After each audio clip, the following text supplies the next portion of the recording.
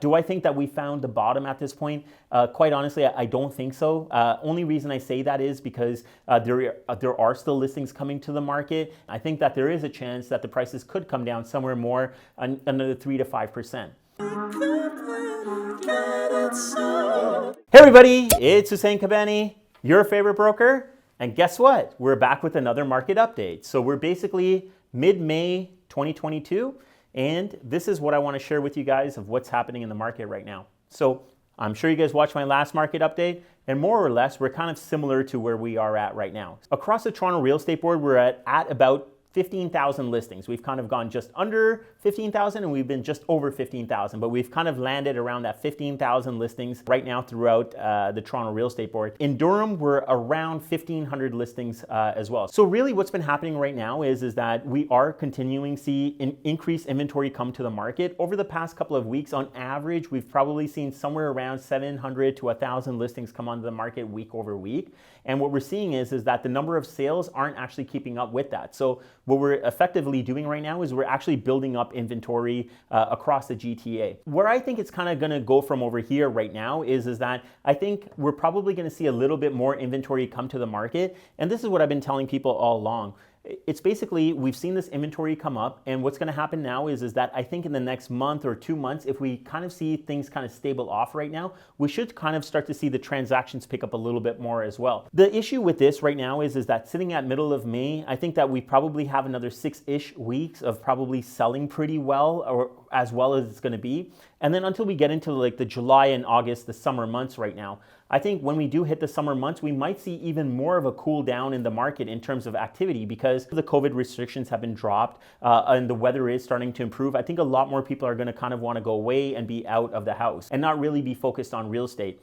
The other thing also is that I think a lot of the families that needed to move have probably already moved or are going to be making their purchases within the next 6-ish weeks because they're going to want that closing period so they can close, settle in, get the kids ready for school, and be prepared for September when school starts. So I think that we could probably see a little bit of a pullback in the market in number of transactions, probably July, August, and then probably partway into September, and probably we'll see a little bit more of a bump kind of come into the fall where people are back from vacation and stuff like that. But then again, I think that the type of transactions that will happen might be a little bit more different. I know some people don't really mind moving during a school year when they have kids, if they're kind of moving around the same areas, but a lot of times people don't want to disturb the kids and actually take them right into a different school midway through the year as well. So I think that the moves that we'll probably see in the fall might be people that don't have kids or are kind of moving around the area, or you might see, you know, more of a move up buyer from a condo to a townhouse or something else like that. So I think we're going to kind of continue to see the transactions.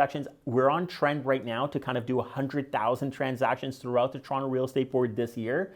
Compared to last year was about 120,000. So we are going to be less in number of transactions. Overall, in terms of price, I've been kind of benchmarking a couple of the properties that I've seen that have been on the market since, end of March, and they're kind of selling through right now. And I've seen somewhere between a 12 and a 13% price decrease from what they could have got to where they are selling at right now. Do I think that we found the bottom at this point? Quite honestly, I don't think so. Only reason I say that is because there are still listings coming to the market. I think that there is a chance that the prices could come down somewhere more, another 3 to 5%. That leads me into kind of talking a little bit more about the buyer and seller psychology. I get this question a lot, which is basically, a seller approaching me and saying, I have a house that's closing next year, or I have a house that's closing in 9 months. What do you think I should do at this point? My answer to that is going to be this. If you were looking at the market and saying, I'm telling you that, 2 months ago, you could have got 13% more, 12, 13% more for your house, and this is where you're sitting right now. I would say that if you can look at a number and say, hey, I might get 5 to 10% less for my property if I go to sell it in a year, is that an acceptable number to me? I think that's how you kind of qualify the decision. At the same time, you got to look at, if I do sell my property right now and I kind of am safe with what I'm getting, what are my expenses going to be when I go to rent versus continuing to own the property? So there's going to be a delta there as well. I say that's the way you kind of have to look at it.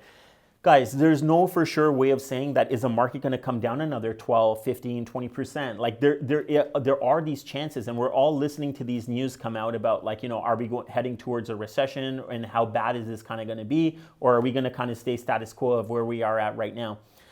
There's a lot of different factors again. So one of the other things I'm looking at right now is that we are at 15,000 listings. And to be, basically, it feels like a buyer's market right now, but it's technically not a buyer's market. A buyer's market, I would say that we'd have to be like closer to the 20,000 listings to make it a buyer's market. Are we gonna get there? Possibly, I don't think so, but we might get to that 20,000 listing mark. And if we do, then I can kind of see prices coming down a little bit more.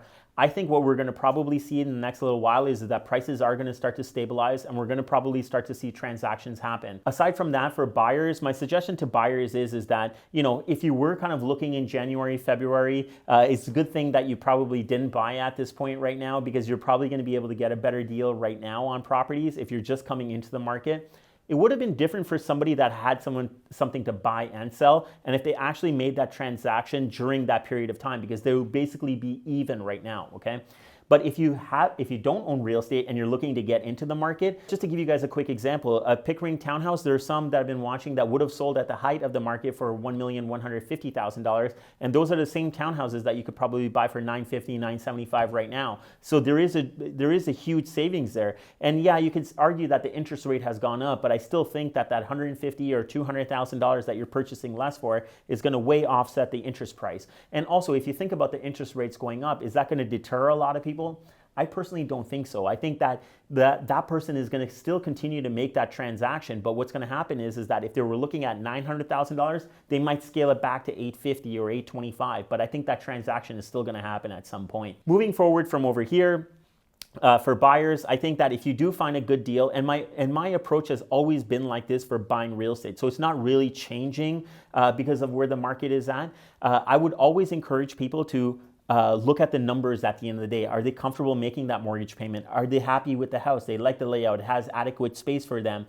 Can they see themselves? And I think this is an important one. Can you see yourselves living there for 5 to 7 years? And I think that if you're kind of committed to being there for around that time period, I think you can only do well on real estate. Maybe you're not going to do crazy well as the market kind of appreciated from, 2020 into 2022 kind of thing. Maybe it's not going to be that great. Probably won't be. But I think in general, when we look at normalized appreciation, I think you'd still do really well. Guys, this is kind of my market update. If you guys have any questions of where this market is going, want a little bit more detailed information, maybe you have a specific property that you may be considering selling and you want a specific opinion about your property, feel free to reach out to me. Send me a DM. I'll be more than happy to kind of take a high level look at it and give you my opinion of where I think it's going to go. All right, guys, this is where we come into the video where I need your help. So I need you guys to like, I need you to share this, and I need you to, most importantly, subscribe to our awesome channel that we have going on right now. And until next time, remember one thing: get Kabani, get sold. Sell it, sell it, sell it, sell it, sold. Sell it, sell it, sell it, sell it, sold. Sell it, sell it, sell it, sell it, sold. Sell it, sell it, sell it, sell it, sold.